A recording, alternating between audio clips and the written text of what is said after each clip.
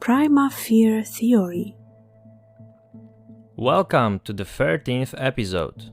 The theme for today is Adam's Hardships Part 2, Mama's Boy. Fear is the opposite of courage. It can be strongly disruptive to a man and his will to act. It suppresses his progress and is often a cause of interpersonal conflicts. Definitely, fear is a negative quality. On the home page of my website you can read, "Fight with your fear." But that's just a slogan, some kind of simplification. In fact, we can't fight or defeat fear. It is a figment of imagination about something, based on something. It may be something from our past, our childhood, a type of trauma or words instilled in us by our parents. Example, I have a friend who's overly scared of flying. Though he's in his mid-30s and has his own family, he still hears his mother's warnings in his head, causing him to feel fear. Since we can't fight our fear, what shall we do? We can get used to it. Basically, this means that this fear will stay within us, but we will be able to control it. It can disturb us, but it mustn't limit us. Think about people with failing sight. They must get used to glasses, but soon they forget that they wear them. Fear is rooted deeply inside. Everyone, both men and women, have our own fears and anxieties. Today, we are going to talk about man's fear. Man's fear is something particular because a man indeed should be known by his courage and will to act. God gave him the responsibility to take care of the earth and his family.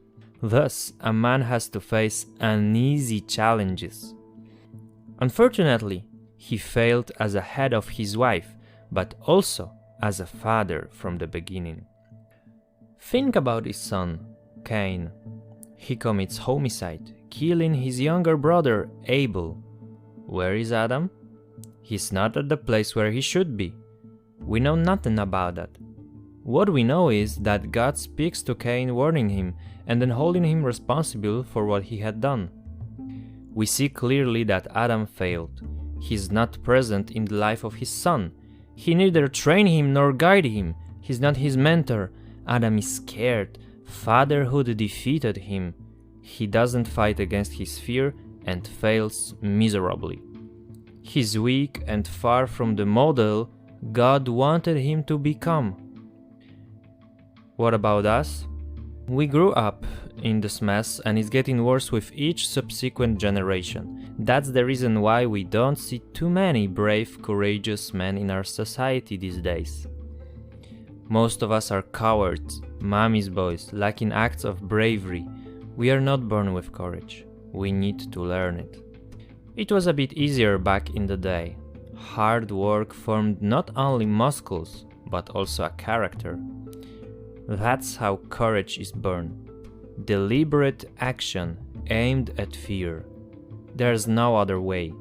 We need to prove ourselves that we can do that. We need to develop the trust in our abilities. Let's say you're scared of heights. The only way to fight this fear are heights. You climb the mountain, your knees are like jelly, you suffer from vertigo, then you crouch, you try to come down, you take another step and another, and you see that it wasn't that scary. You tame your fear and it slowly disappears. You take control. It's quite similar in any other field. If you're scared of starting conversations, then you have to force yourself to say something first. Then it will become easier and easier. But mommy's boys struggle even harder because their whole life is one big fear. Why? Because they were deprived of models of masculinity. And no wonder, because their fathers screwed up. They were often deprived of masculinity also. Their family life limits boosting a bank account. And in the evening, they are only left with remote control, beer, and a growing belly. So what can I expect from a young man having such a model at home? His mother becomes his guide. But the best, the most wonderful mother you can imagine will never replace a father. Why? Because she is a woman. A woman can't give you men's traits because she's not a man. That's how it is, really simple. She will always be opposite to a man. Generally speaking, the women are more cautious, caring, and foresighted, contrary to a man. That's why your father should say, "Have fun, son," and your mother, "Zip your coat or you'll get sick."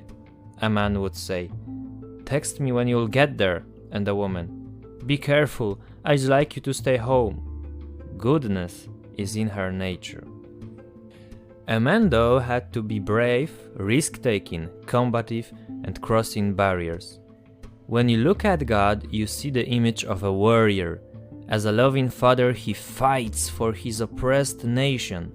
When the Lord Jesus sees how people make a market out of the temple, he does not lower his tone as though afraid of being hurt, saying, "Excuse me, I'm sorry to interrupt you and that I actually say anything, but could you please, in your goodwill, stop selling all these things here? Pardon me." No, he makes a whip out of a cord, knocks the table and shouts, "No one will make a cave of robbers in the house of my father." That's the way a man should be. Brave, taking action, not afraid of speak out. A boy should learn how to be a man in his house. He grapples with his father just for fun, but that's a test for him, how strong he is and how much he can handle. A real father is a master of creating challenges for his son. He is not like, "Here, son, take this computer and have fun," but rather shows him how to live, raise him in the power of will, to not give up. If a child learns how to ride a bike and he falls off, a mom would say, "Oh my, we must dress the wound," but a father would say, "Nothing happened, get up and try again." These little things transfer to big issues in adult life. Such a man won't be hysterical on every occasion but says, "That's nothing," gets up and moves forward. A father is a constructor. He builds value and self-awareness in a young man, helping him in the initiation to the man's world. A father must be alert and notice the most important moments of his son's life. Some of them are when a son asks, "Did you really believe that I can climb that mountain?" An aware father knows how important his answer is. He understands that by saying, "Yes, my son, I was 100% sure."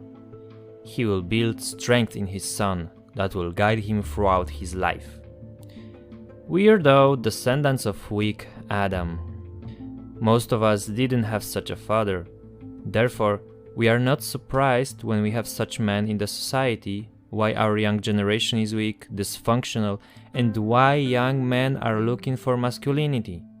They had no model. However, it's not a dead-end situation. The fear of being a man is tameable as well. You can be strong and courageous. Just never stop learning. Don't look at your past, but focus on what's ahead of you. How do you do that? Follow my next articles. Find out more on pt.II.